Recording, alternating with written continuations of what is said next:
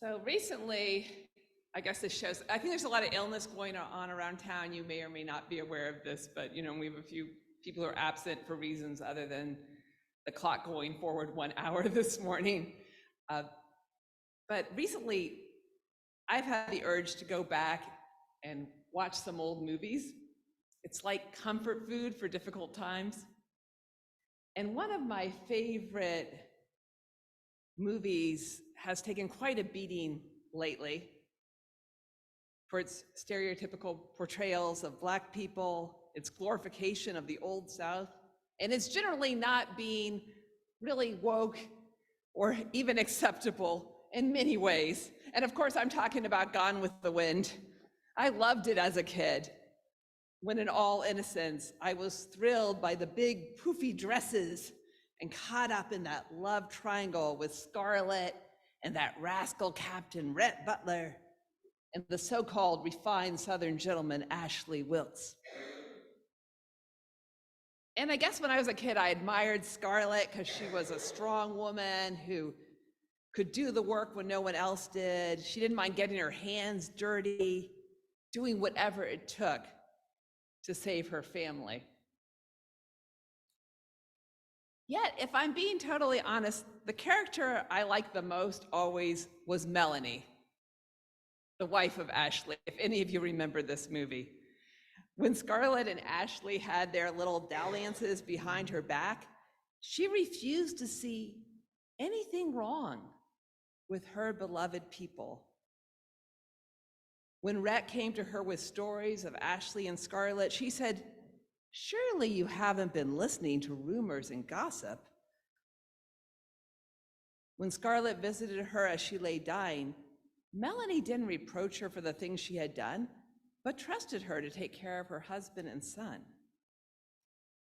So if you're with me so far, and only the biggest Gone with the Wind fans will be, my favorite scene is when Rhett's mistress, Belle Watling, who runs a brothel in town, wanted to contribute to the cause of taking care of the soldiers, and all the Southern ladies shooed her away. But Melanie received her warmly when no one else would. And Belle declared that Miss Mellie was the only human being around. And as a young girl, and to this day, I was always struck by that scene as a true example of kindness. Melanie didn't judge other people. She received each person as they were, sins and all, with a kind of quality of mercy. Will you pray with me, please?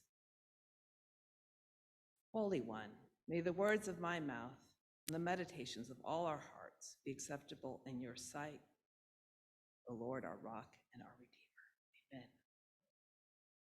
So I discovered something new this week. It's always a good week when you discover something new. This story about the adulteress about to be stoned is not in the Revised Common Lectionary. And for those of you who have no idea what that means, it just means it will never come up in the preaching cycle. So if I hadn't thought about talking about it this morning, we might never have heard the story.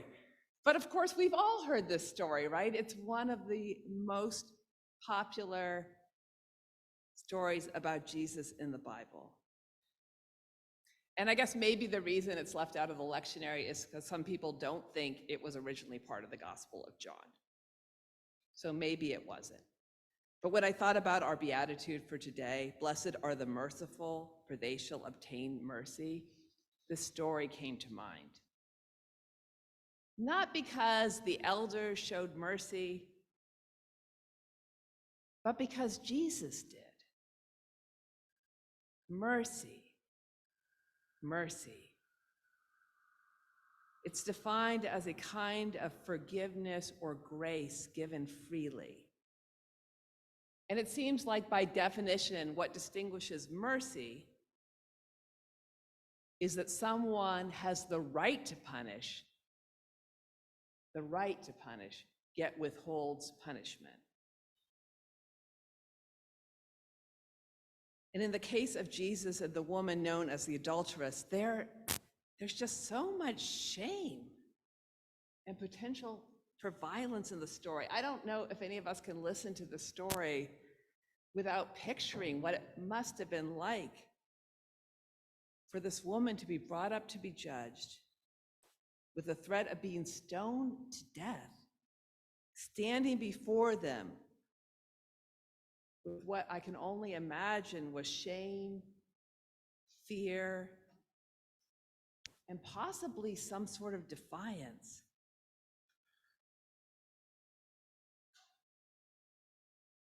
We don't know how this nameless woman felt, but we can imagine, and we might even wonder, where was the man that she was supposedly caught in adultery with? A few of us have always asked that question.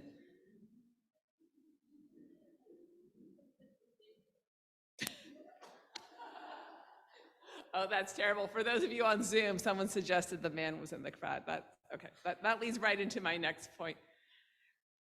As we celebrated International Women's Day this week, and as we remember that it's Women's History Month, it's disturbing to realize this scene could be taking place in some parts of the world today. In the northern part of Nigeria in 2022, a Christian woman was stoned to death by a mob of fellow students for so-called blasphemy against Islam. We know that women and girls in many parts of the world are denied education, basic human rights, and freedom. We are not as far from that crowd who confronted the woman as we could wish.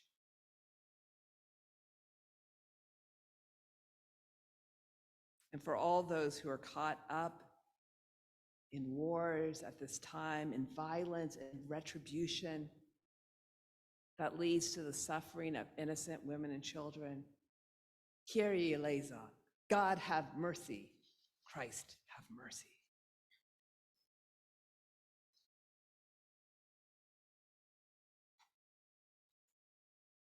But according to Roman law, the so-called adulteress had not committed a crime that was punishable by death. But according to some Hebrew traditions, she had. So the scribes and Pharisees were trying to test Jesus. Yet Jesus does not fall for this trap. He suggests that the person without sin cast the first stone. The person without sin cast the first stone, and they all walk away, one by one, starting with those who had lived the longest. I always think that detail is interesting, because those who have lived the longest have had the most complicated lives. Yet we all need to learn to give mercy and to receive it.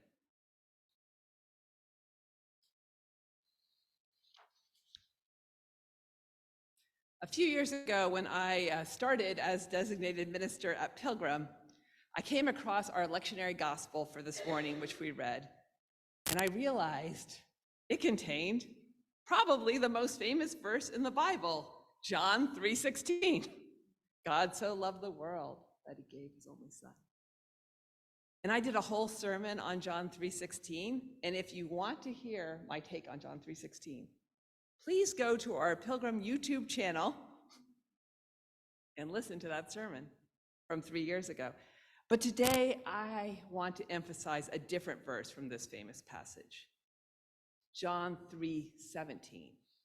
Indeed, God did not send the Son into the world to condemn the world, but in order that the world might be saved through him.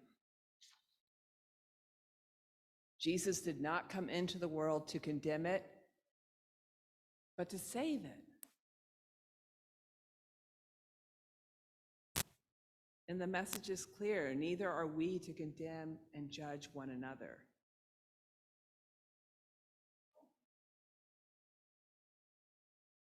Yet I believe we're all guilty of this behavior of judging, even condemning one another with our thoughts, words, and actions. And when we do judge, even in our thoughts, we do a kind of violence to one another. We cut off that flow of mercy and love that is our very nature. We pick up a stone when we could have opened our arms, as Linda showed us, in love. We strike out instead of using our ability to reflect and not react. Our ability to understand one another with empathy rather than judge. To overlook the offense, to even let it go. This merciful nature is part of each of you. It's part of all of us. As Alberto pointed out, Alberto and I were in a small group together Wednesday night in the Beatitude study. Sometimes within the course of the day, we might move from judging and condemning someone to feelings and actions that are full of love, mercy, self-sacrifice, and forgiveness. Did I get it right, Alberto? Yeah. Our feelings and actions can vary throughout the day. We're not uniform one way or the other. Much of life is lived in the gray area, and these extreme judgments don't have much of a place in actual human life.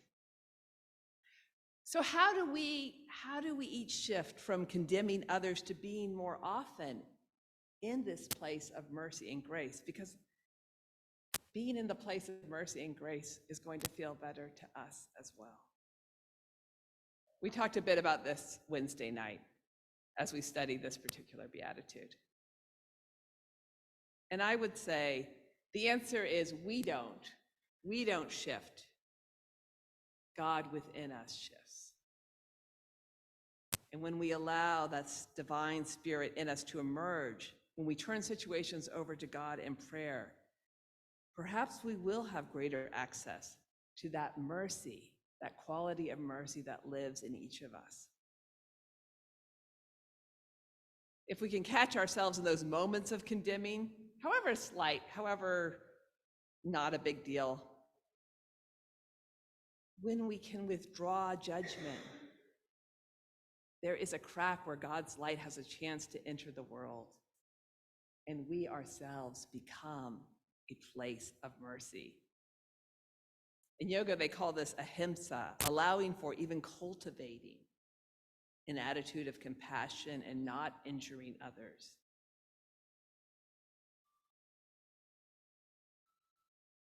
That's so lovely.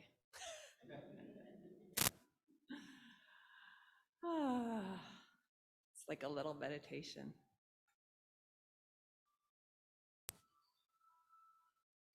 But I believe it is our call to cultivate compassion in this world. And it is in cultivating compassion that Christ is born again. This is the work of mercy, the labor pains of bringing God's love into this world. And just like giving birth or nursing a baby, bringing God's love into this world isn't always easy. And it doesn't always feel natural, but it's what we're called to do. Blessed are the merciful.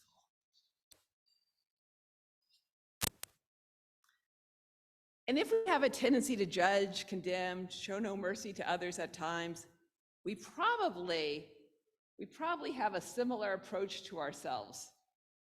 Some of us struggle with condemning and judging our own selves most of all.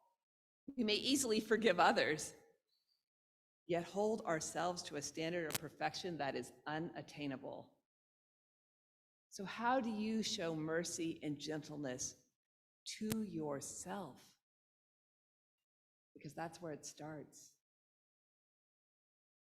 Think about something you might do for yourself this afternoon that is gentle, kind, and supportive. I've been thinking about my dad a lot lately because he's been in the hospital this week. And thinking about this message, I called to mind a story my mom once told. She said that when she overslept in the morning, well, a lot of us overslept this morning, right? I mean, if you didn't oversleep, good for you. But my mom told the story how when she overslept in the morning, she would berate herself. Get up, you lazy person. You're running late. Don't you know you have things to do? You've got people depending on you. You've got to make breakfast and get to work. Get out of bed. And then she said once when my dad was sleeping late, she peeked into the bedroom to see what was going on. And she heard him speaking gently to himself out loud.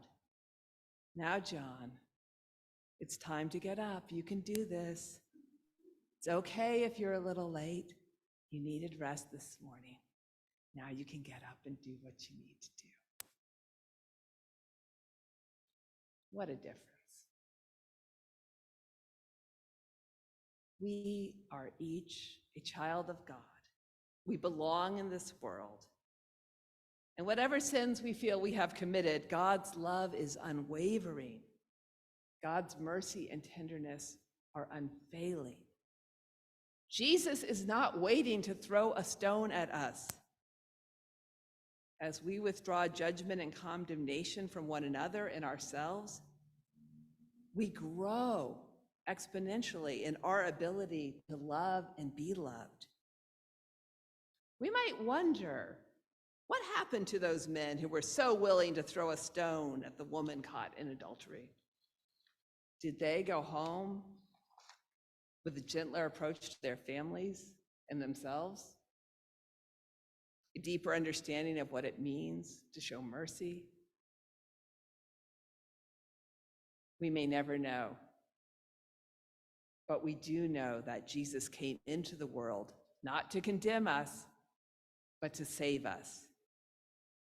Indeed, blessed are the merciful, for they shall receive mercy. God have mercy. Christ have mercy. Amen.